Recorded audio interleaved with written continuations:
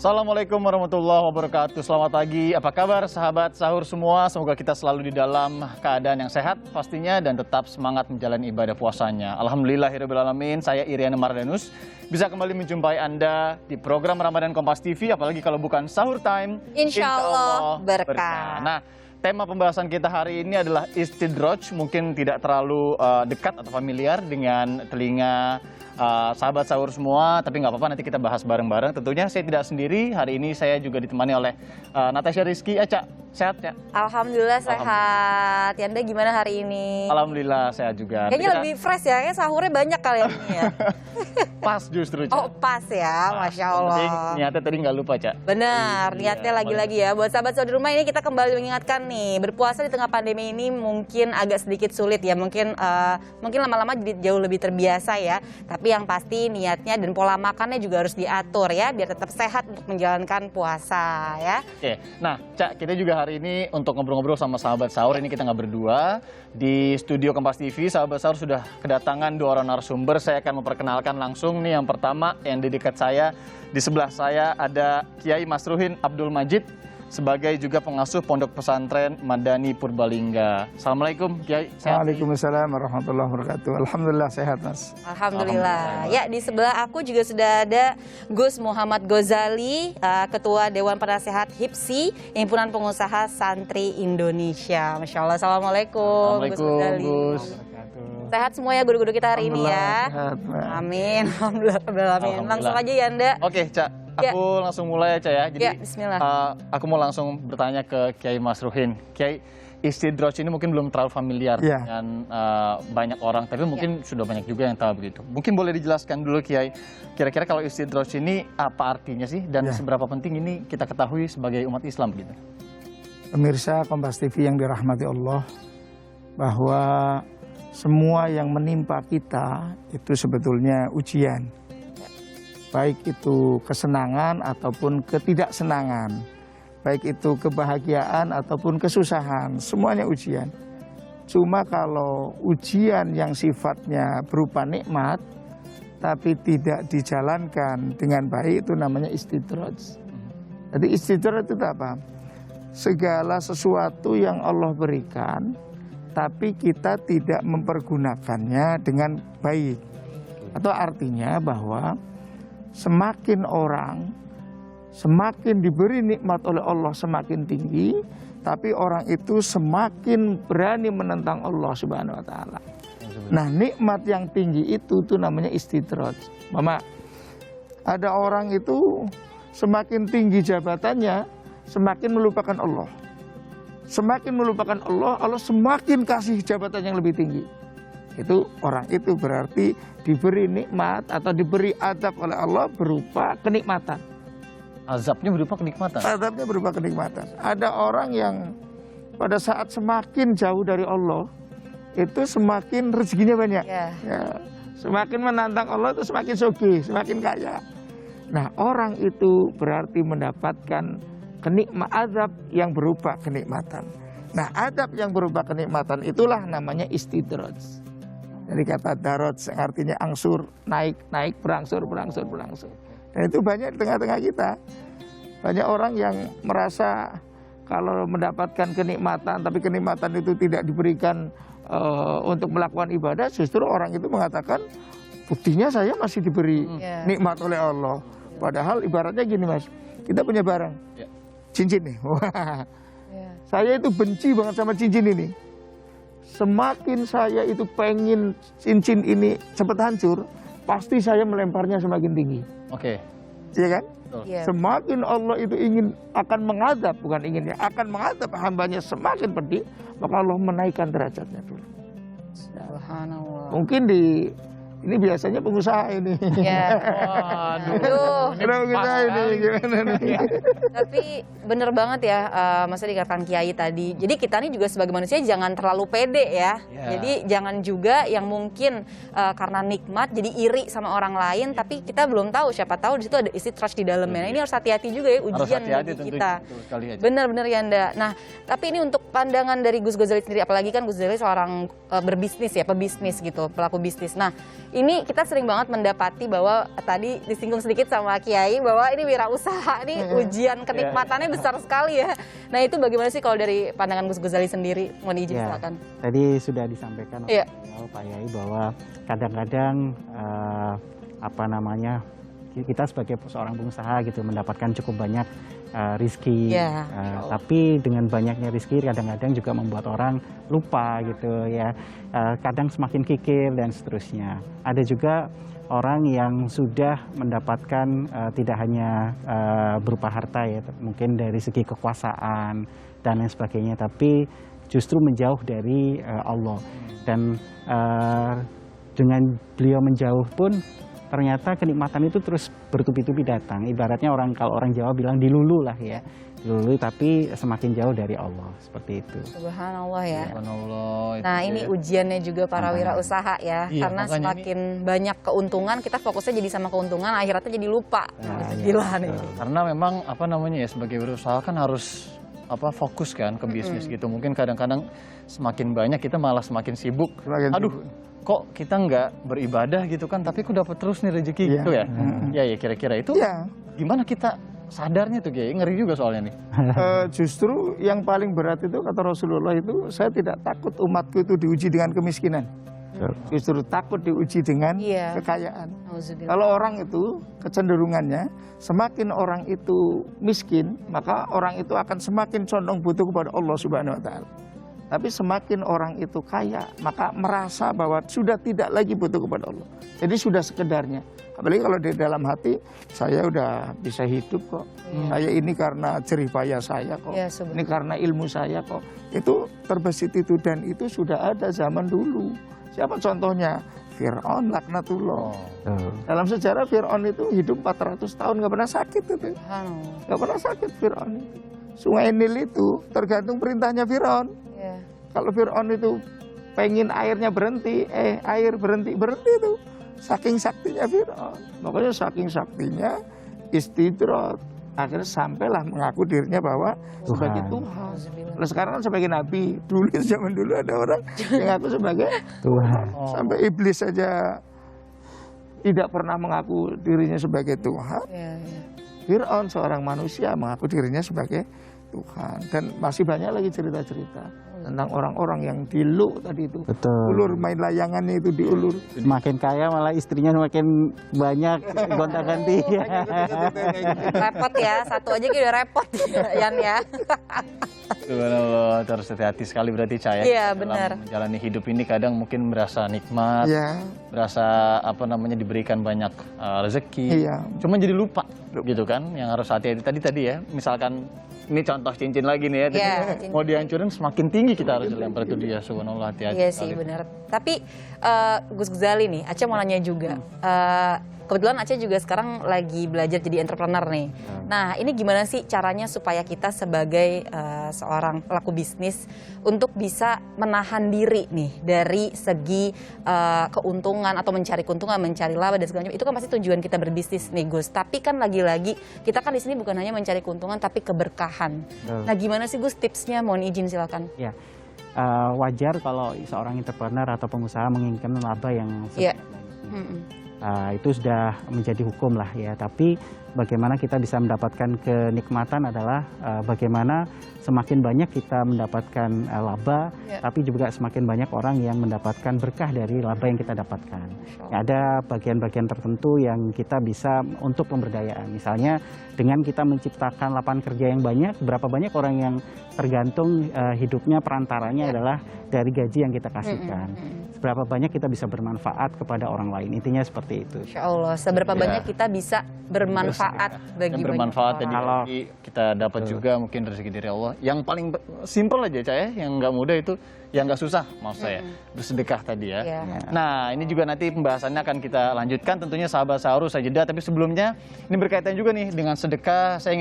Kami ingin mengajak sahabat sahur semua di rumah untuk bersedekah di bulan yang penuh berkah ini, di bulan Ramadan. Mari kirimkan donasi Anda untuk UMKM Bangkit di nomor rekening 0680 1926 77 NU Kerlazisnu. Atau sangat mudah, sahabat sahur juga bisa langsung scan barcode yang tertera di layar kaca televisi. Maka dari itu, jangan ragu-ragu untuk bersedekah karena caranya sudah mudah sekali. Ya, untuk sahabat sahur di rumah yang baru bergabung, hari ini kita sedang membahas tema yang sangat bagus sekali, yaitu istidraj nih ya. Ini pembelajaran buat kita semua. Langsung aja kita bertanya sama Kiai. Kiai, ini mohon izin, ini sebenarnya bagaimana cara kita membedakan antara kenikmatan, cobaan, bahkan istidraj itu sendiri? Mohon izin Kiai. Untuk membedakan yang kita terima itu sebagai istidraj atau kenikmatan atau ujian bagi kita, itu bagaimana kita menyikapinya atau dampak dari kita menerima itu. Pada saat kita menerima kenikmatan itu, lalu kita merasa bangga, bahkan sombong, lalu kenikmatan itu kita pergunakan untuk hal-hal yang tidak baik, itu berarti bukan pemberian yang berupa kenikmatan pada kita, tapi itu azab dari Allah yang berupa istidraj itu.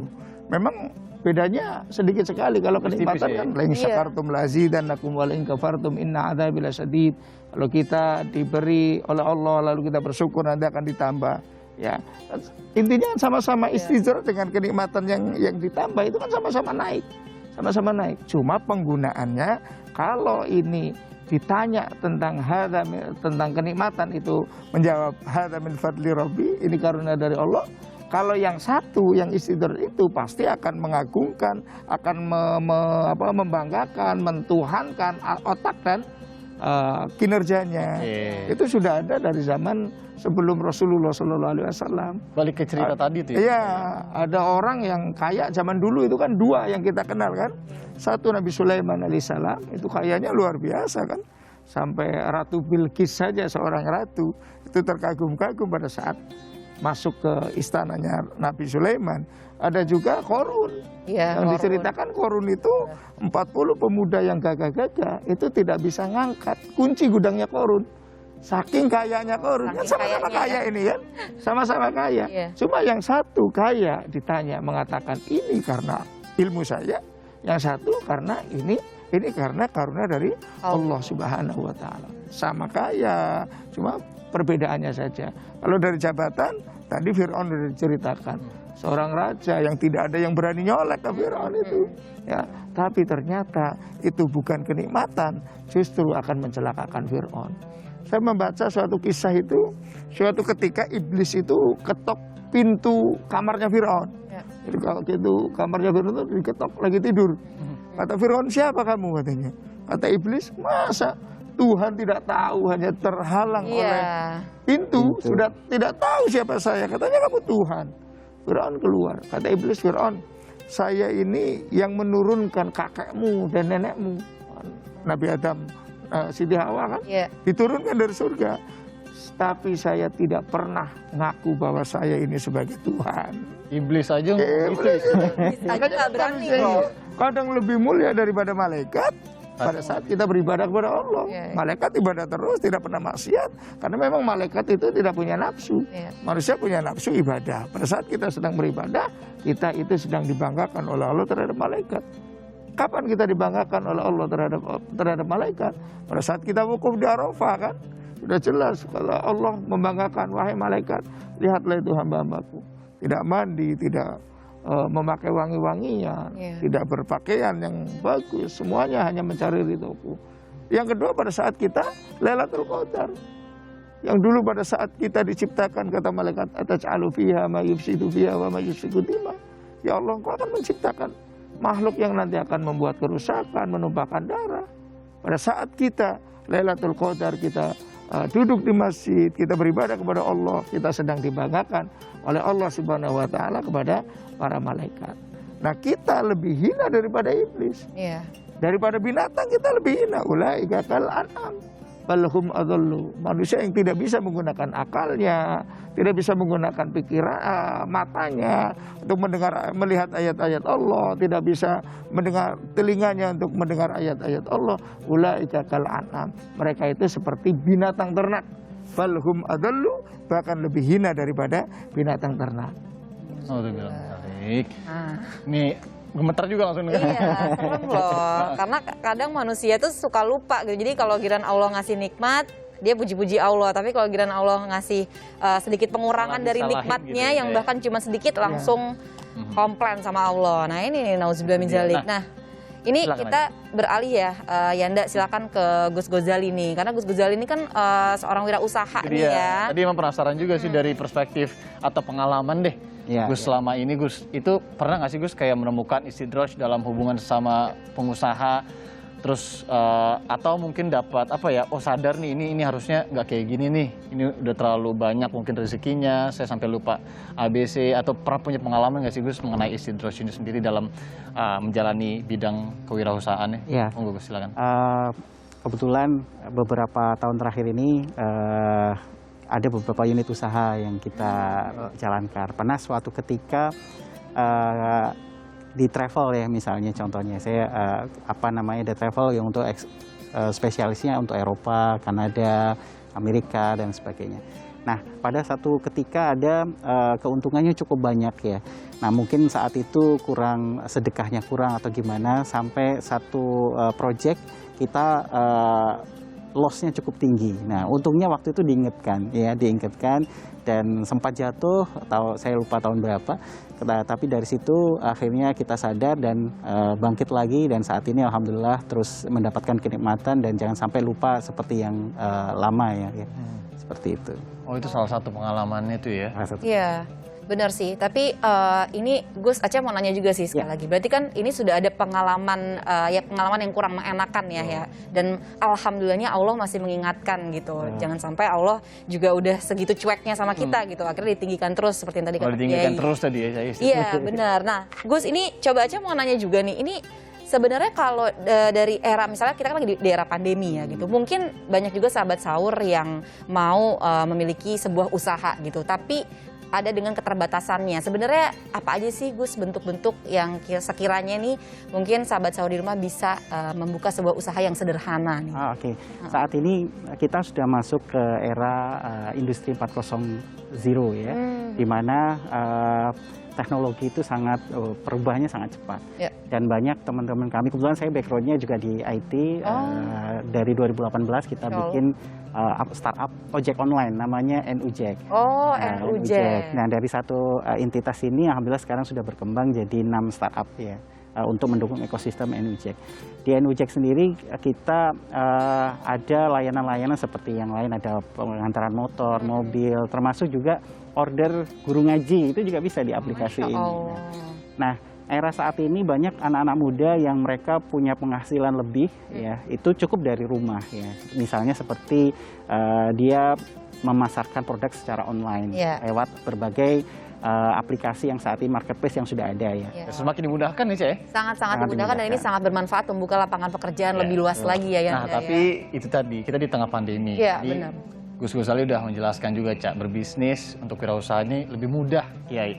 Nah, tapi semakin mudahnya mungkin orang jadi semakin gampang juga mendapatkan material begitu ya, uang dan lain-lainnya, rezeki. Bagaimana Kiai kalau tips dari Kiai untuk menghindari seorang pengusaha muda mungkin sekarang lagi banyak, lebih mudah tadi untuk membuka usaha untuk menghindari istidraj mungkin. Kiai. Saya pengen masih cerita satu lagi nih. Boleh banget Kiai, Zaman silakan. Rasulullah SAW itu ada seorang sahabat namanya Sa'labah. Sa'labah itu miskin. Kata Rasulullah, ini kok Sa'labah tidak kelihatan ini, cerita panjang ini. Sa'labah tidak kelihatan. Didatanginlah Sa'labah itu, ternyata memang tidak punya pakaian untuk masjid. Hanya minta doakan oleh Rasulullah SAW untuk menjadi orang kaya. Rasulullah tidak mau pertamanya. Minta lagi, Rasulullah belum mau.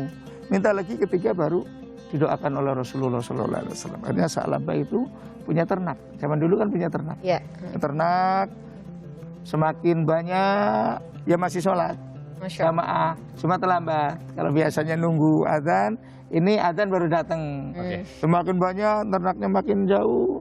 Akhirnya semakin ya sholat, tapi di rumah, tidak berjamaah. Sampailah tidak sholat itu Sa'labah. Itu gambaran yang nyata bahwa di zaman Rasulullah itu ada orang yang gara-gara harta lupa terhadap agamanya. Itu dia, apalah harta dan jabatan ya Cak dibanding Allah Subhanahu wa taala. Ini seru sekali. Serem ya. Serem dan harus benar-benar ya di bulan Ramadan kita refleksi diri lagi ya. Cak. Nah, sahabat sahur tentunya yang bisa bertanya ke ke Kiai dan juga ke Gus Gozali ini tidak hanya Aca dan Yanda, tapi sahabat sahur juga bisa bertanya. Nanti kita insya Allah langsung berikan pertanyaannya ke guru-guru kita di studio dan akan dijawab. Nah, sahabat sahur bisa langsung mengirimkan pertanyaannya via @sahurtime Kompas TV Instagram dengan tema kita hari ini istidraj. Ini pertanyaan sederhana. Sebenarnya apa sih yang menyebabkan begitu istidraj ini terjadi? Yang paling dasar menyebabkan istidraj itu adalah kurangnya iman. Karena di dalam rukun iman yang terakhir itu adalah iman terhadap qada dan qadar atau iman terhadap takdir. Apapun yang kita terima itu, kalau kita dasari dengan iman, maka kita akan mengembalikan kepada Allah. Ini dari Allah dan untuk Allah. Tapi kalau tidak didasari dengan iman, maka pasti akan ini dari saya dan untuk saya. Saya yang kerja keras, saya yang kerja ini keras. saya lah itulah pokoknya. Oh. Dan kita itu harus sadar ya bahwa rezeki atau nikmat rezeki itu semata-mata bukan karena ibadah. Kan ada orang yang kadang ngomong gini, saya udah ibadahnya tapi rajin, ya kan? Iya. Katanya baca surat Al-Waqiah rezekinya banyak. Santri sampai hafal surat Al-Waqiah, makanya susah. Tetangga yang justru Buru-buru Al-Waqiah, Al-Bata aja nggak bisa baca, nggak pernah baca, malah meningkat. Iya. Kalau rezeki itu karena soleh, tentu kiai-kiai itu di kampung itu kaya-kaya semua, ya kan? Oh, iya. Mobilnya pada Mercy semua, karena jam 3 hampir semua kiai di kampung itu udah banyak, ya kan? Iya bener Kiai. Kalau karena soleh, tentu para kiai kampung, imam masjid, imam musola, nggak ada yang bayar itu, nggak ada yang gaji, tapi tetap istiqomah. Buktinya naik sepeda, ontel, malah nggak pernah sholat, malah pakai mobil, umpama seperti itu. Kalau rezeki itu karena ilmu, para dosen itu kaya-kaya. Profesor ya. Profesor ya kan, dosen minimal S2. Dosennya naik motor, mahasiswanya yang belum tentu lulus sudah bawa mobil. Kalau rezeki itu karena kerja keras, artinya tukang bangunan lebih kaya dari bosnya. Karena batu aja dipecah tukang bangunan. Besi dibengkokkan, besi bengkok diluruskan. Buktinya biasa saja. Jadi kita itu biar tidak istidraj, maka kita mengakui bahwa ini dari Allah loh. Bukan karena kita ikhtiar kita berdoa tapi hasilnya tetap dari Allah. Bukan karena pintar kita, bukan karena soleh kita, bukan karena kerja keras kita. Ya kan? Kalau rezeki itu karena yang kerjanya lama, coba itu tukang kopi di pinggir jalan sama Indomie 24 jam bukannya itu biasa-biasa aja tidur jadi gerobak kan, ya kan? Restoran buka 8 jam malah nggak pernah nongol malah. Jadi kita harus menyadari agar kita tidak istidraj, kita sadar iya bukan karena ilmu saya kok. Kalau karena ilmu banyak itu yang lebih pintar dari saya kan seperti itu. Bukan karena soleh saya kok. Karena soleh banyak lebih soleh dari saya. Tapi apa? Karena Allah mengkaruniakan kepada kita. Tinggal bagaimana sikap kita. Bagaimana pola kita. Apakah setelah dikasih kita menjadi bangga, menjadi sombong, ini milik saya? Ataukah kita justru makin takut karena ini semakin banyak yang Allah titipkan kepada saya, semakin akan panjang pula pertanyaan nanti di akhirat. Gitu ya guys. Makin lama ya Kiai yang ngantri hisapnya ya, nauzubillah nih. Nah ini menarik banget tadi yang seperti Kiai bilang bahwa kadang manusia ini jadi terlalu fokus sama kenikmatan gitu sampai akhirnya lupa di ujian belakangnya itu banyak. Jadi perlu dipahami banget sahabat sahur ya, kita ini hakikatnya hanyalah seorang hamba nih. Tadi Kiai juga bilang semuanya hanyalah milik Allah. Masya Allah. Nah Gus, ini aku mau nanya nih sama Gus Ghazali. Ini sebenarnya gimana sih caranya nih ya kita menasehati teman sesama pengusaha yang sedang diberi nauzubillah istidraj? Mohon izin silakan Gus. Ya, tentunya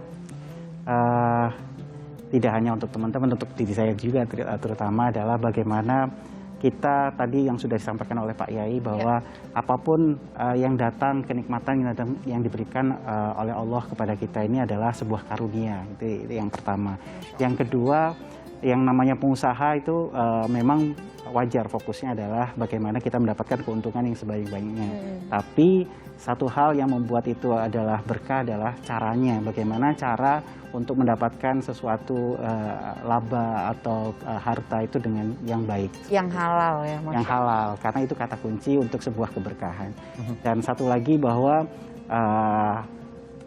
kita boleh kaya, tapi seberapa banyak keberkahan, kenikmatan, kemanfaatan yang diterima oleh orang-orang sekeliling kita. Berapa banyak tenaga kerja yang kita bisa ciptakan, berapa banyak keluarga yang dari yang kita usahakan mereka bisa mendapatkan sebuah kehidupan yang layak dari mereka bekerja, seperti itu. Masya Allah. Kiai, ini sebenarnya agak dibalik situasinya. Kenapa sih kemudian ada orang yang rajin beribadah begitu kan, dan taat kepada Allah, tapi hidupnya sering ditimpa musibah. Kita kembali lagi bahwa semua yang menimpa kita itu ujian. Dengan khairihi au syarihi, dengan yang baik atau tidak baik. Kalau yang tidak baik ya seperti itu. Kita diuji oleh Allah. Sabar nggak kita? Pada saat kita diuji dengan ketidakenakan, sabar atau tidak? Kan hidup hanya sabar atau syukur. Pada saat kita diuji dengan kenikmatan, syukur nggak kita? Ya kan? Iya. Jadi pada saat nggak enak, ya diuji kesabaran kita. Apakah kita terus putus asa? Terus akhirnya kita menafikan Allah, akhirnya kita putus asa dari rahmat Allah, atau justru semakin kita taat kepada Allah, semakin kita mendekat. Bahkan ada istilah begini, bukan istilah, cerita. Dulu Nabi Ayub yang sakit itu, istrinya itu minta, kan Nabi Ayub kan nabi, seorang nabi dan rasul kan. Kata istrinya, wahai Ayub, engkau kan seorang rasul, mintalah sama Allah agar diangkat penyakitmu. Sampai semuanya dijual habis. Kata Nabi Ayub, saya sakit sudah berapa tahun? 16 tahun. Subhanallah. Kata Nabi Ayub, saya masih malu meminta sama Allah untuk sembuh karena masih lamaan sehatnya daripada sakitnya. Masya Allah. Coba kita sekarang, ada corona 1 tahun aja ngeluh semua. Baru diantem corona 1 tahun, semuanya pusing. Pengusaha gimana pengusaha? Misalnya padahal di Bekasi sehat walafiat berapa tahun itu ya. Jadi satu masalah menutupi banyaknya nikmat Allah yang udah dikasih ya. Itu kebiasaan manusia ya, Ca ya. Itulah manusia ya. Duh, coba lanjut ya Kiai. Ini Aca mau nanya juga Kiai, bagaimana sih caranya kita supaya terhindar dari penyakit hati nih Kiai? Macam-macam, ada hasad lah, terus nauzubillah munafik juga. Nah itu gimana Kiai? Karena kan semenjak adanya sosmed ini makin banyak aja nih kita membanding-bandingkan hidup kita dengan orang lain. Gitu. Jadi kayaknya lebih baik jangan melihat sesuatu yang bikin kita menjadi penyakit hati. Ya mungkin itu juga bisa jadi tips juga ya. Nah ini gimana ya Kiai? Ada 2 hal yang kita boleh iri. Kita boleh iri terhadap 2 kelompok orang. Satu, orang yang diberi ilmu, lalu orang itu memanfaatkan ilmu. Masya Allah. Yang kedua, orang yang diberi harta dan orang itu mendarmakan hartanya. Kadang kan kita diberi ilmu, orang itu nggak ada orang iri sama orang pinter itu. Kebanyakan ya maksudnya. Padahal itu yang boleh. Kenapa dia pinter? Sama-sama makan nasi kok. Sama-sama dulu lahirnya nangis kok, umpama seperti itu. Kenapa dia pintar, saya tidak?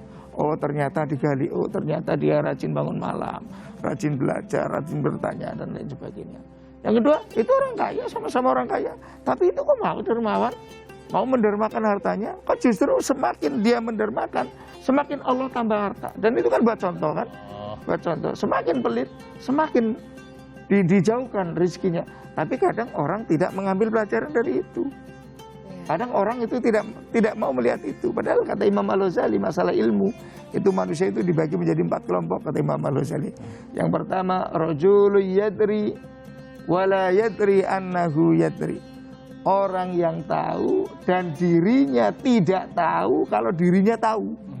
Bahasanya orang pinter tapi tidak ngerti kalau dirinya pinter. Ini biasanya sudah ngerti ngaji, sudah mondok dulu, setelah pulang di rumah diem aja.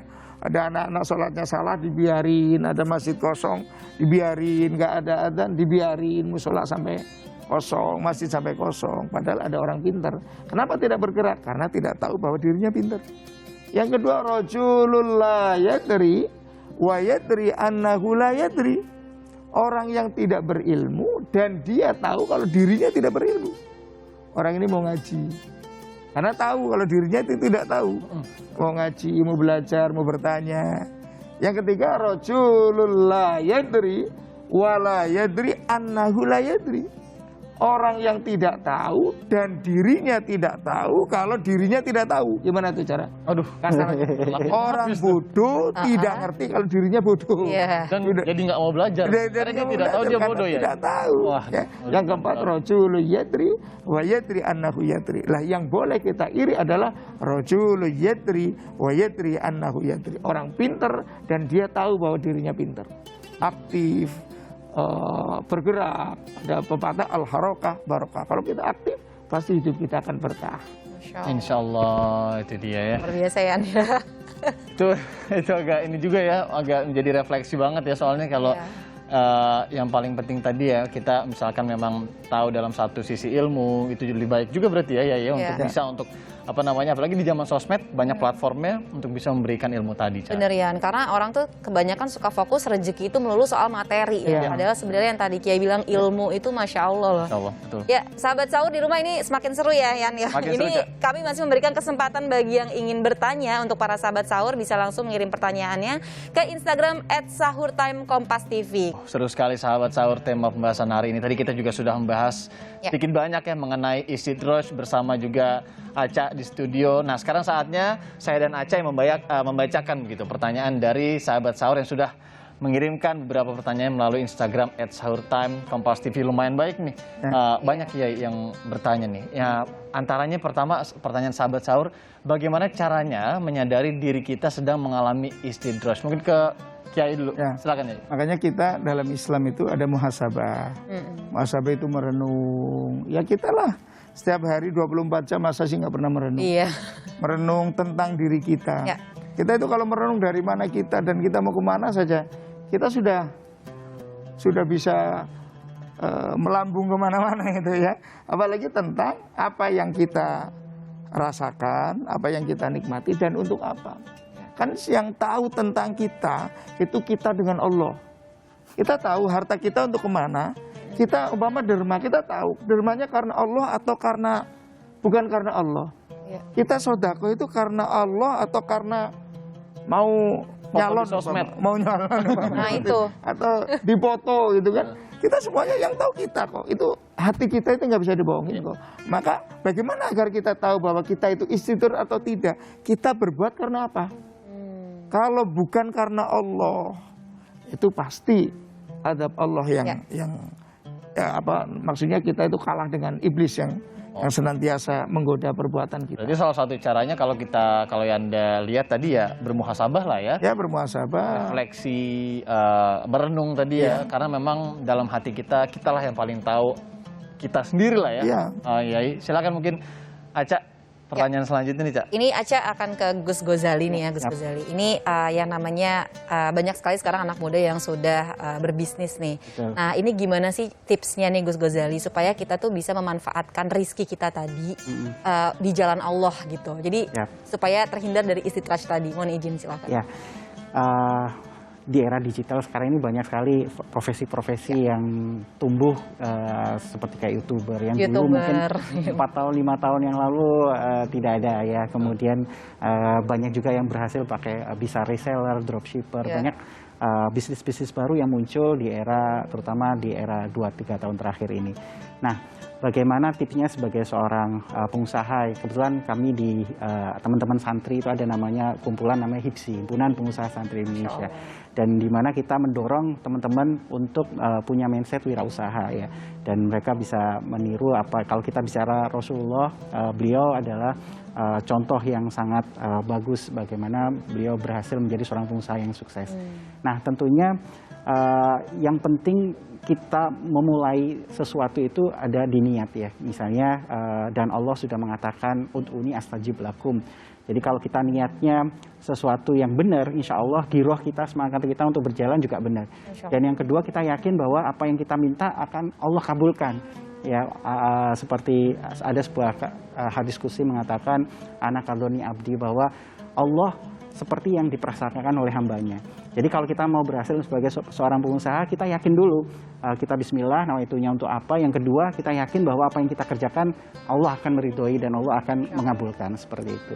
Dan yang berikutnya adalah pentingnya sebuah komunitas bersama. Seperti tadi Pak Yai bilang bahwa yang namanya penyakit hati ini yang tahu justru orang lain kan gitu.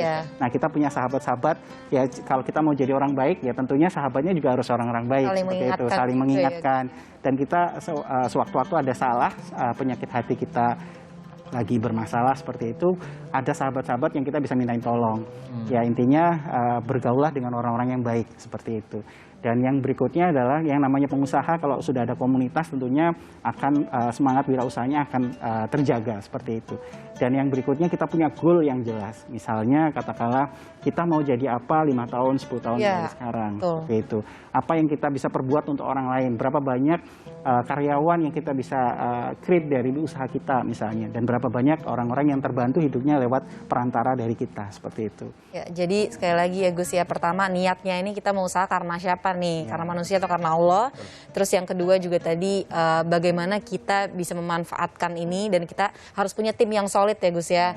Dan juga bagaimana kita bisa punya goals ke depannya mau apa nih, Masya Allah. Tadi yang Anda catat juga sebenarnya yang penting ya, ada apa ya, teman-teman yang juga satu komunitas itu yang bisa mengingatkan kita gitu. Karena tadi seperti yang Kiai katakan, penyakit hati yang tahu orang lain, Cak. Nah, serem-serem juga tuh. Kalau kita nggak sadar-sadar takutnya. Iya. Subhanallah. Subhanallah. Oke. Ya, mungkin ini ada pertanyaan satu lagi terakhir nih untuk Kiai. Ya, mohon izin Aca mau nanya. Sebenarnya gimana ya Kiai supaya kita itu nggak terlalu fokus kepada satu nikmat aja, terlalu fokus hanya pada kenikmatan aja, materi aja gitu. Sementara kan yang tadi Kiai bilang materi nikmat itu kan bukan hanya materi, tapi ada kesehatan gitu, terus ada juga ilmu. Nah itu gimana supaya kita tuh bisa menerima akan ketetapan Allah itu? Mindset kita yang harus dirubah. Kita itu sering menganggap bahwa kalau dikasih nikmat oleh Allah, itu kita sedang disayang Allah. Padahal ada istidraj. Kita dikasih Allah bisa jadi karena bentuk murkanya Allah berupa nikmat. Ini kan salah persepsi orang. Kalau kita itu sedang dikasih sakit, lagi diadab oleh Allah. Bisa jadi Allah ngasih sakit kita karena Allah sayang sama kita. Bentuk kasih sayangnya Allah itu macam-macam kepada kita. Ya kan? Dan bentuk ujiannya Allah, adabnya Allah itu juga macam-macam kepada kita. Kita cuma dibalik aja pola pikirnya. Kita kembali lagi bahwa semua yang Allah berikan kepada kita bisa berupa ujian, bisa berupa nikmat, bisa berupa ujian bagi kita. Tergantung kita yang menyikapinya. Banjir umpama. Ya. Banjir itu bisa berupa nikmat. Kenapa bisa berupa nikmat? Umpama kalau kita mau ngambil hikmah ya, pada saat banjir kita keluar rumah nggak? Keluar ya? Keluar. Nggak keluar rumah kan, nggak ke kantor kan, banjir umpama. Gajian tetap. Ya kan? Masya Allah. Gajian bener nggak? Nikmat kan? Itu kan nikmat. Corona ini coba. Ya kan? Ke kantor 50%. Gajian full. Kalau kita mau ngambil kullu syai'in hikmah. Segala sesuatu itu ada hikmahnya, tinggal kita bisa nggak?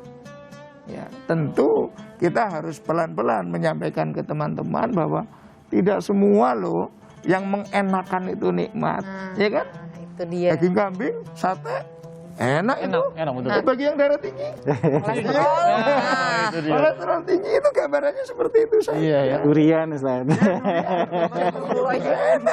Bagaimana kemudian pola pikir balik lagi ke kita sebagai manusia tadi ya? Iya betul. Masya Allah. Wah ini pembelajaran buat kita semua ya Yan ya. Dan ini sebenarnya Aceh bisa bermuhasabah diri juga pastinya. Pembelajaran bagus sekali. Terima kasih banyak ilmunya untuk guru-guru kita hari ini. Masya Allah. Ya, sahabat sahur, istidraj yang lebih dikenal dengan artian azab berupa kenikmatan yang sengaja diberikan kepada seseorang, bisa jadi nikmat yang kita rasakan saat ini merupakan cara Allah untuk melihat kesungguhan kita, bagaimana kita untuk bertakwa kepada Allah. Insya Allah kita termasuk orang-orang yang bisa selalu bersyukur akan segala ketetapan Allah. Alhamdulillah ala kulli hal. Ya, silakan Yanda. Itu dia, amin. Ya Rabbal Alamin ya tadi ya, doanya juga semoga ini juga dijabah oleh Allah Subhanahu wa taala. Dan sekali lagi sahabat sahur, kita sedang berada di walaupun sedang berada di pandemi COVID-19, tapi kami semua membuka juga kesempatan bagi Anda yang ingin memberikan sedikit rezekinya untuk berdonasi, ini bisa langsung untuk UMKM Bangkit di nomor rekening 0680 1926 77 NUKIR Lazisnu. Atau lebih mudah, sahabat sahur bisa langsung scan barcode yang tertera di layar kaca televisi Anda. Itu dia, sahabat sahur. Sampai di sini perjumpaan kita hari ini. Tentu obrolannya seru dan ingin dilanjutkan, tapi kita terbatas waktu, 1 jam sudah kami menemani Anda. Kami juga ingin mengingatkan, jangan lupa follow Instagram @sahurtime_kompas.tv. Akhir kata, saya Iriana Mardanus. Dan saya Natasha Rizky. Kami pamit sampai di sini. Besok tentunya kami hadir lagi di jam yang sama, dan kami juga menyampaikan kepada sahabat sahur semua untuk semoga ibadah puasanya hari ini dapat diterima oleh Allah Subhanahu wa taala. Amin. Besok jangan lupa nonton lagi Sahur Time. Insya Allah berkah. Dan untuk menutup perjumpaan kita hari ini, seperti biasa, saya mengizinkan untuk Kiai Mas Ruhin untuk menutup dengan doa penutup. Silakan, Kiai. Bismillahirrahmanirrahim. Hamdan syakirin, hamdan na'imin, hamdan yuafi ni'amahu wa yukafi'u mazidah. Ya Rabbana lakal hamdu kama yanbaghi li jalalika wa 'azimi sultanika. Allahumma shalli ala sayyidina Muhammad wa ala ali sayyidina Muhammad. Allahumma ighfir lana wa li walidina warhamhuma kama rabbayana shaghira. Allahumma taqabbal salatana wa siyamana wa qiyamana wa ruku'ana wa sujudana bi rahmatika ya arhamar rahimin. Rabbana atina fid dunya hasanah wa fil akhirati hasanah wa qina adzabannar. Wa sallallahu ala sayyidina Muhammadin walhamdulillahi rabbil alamin.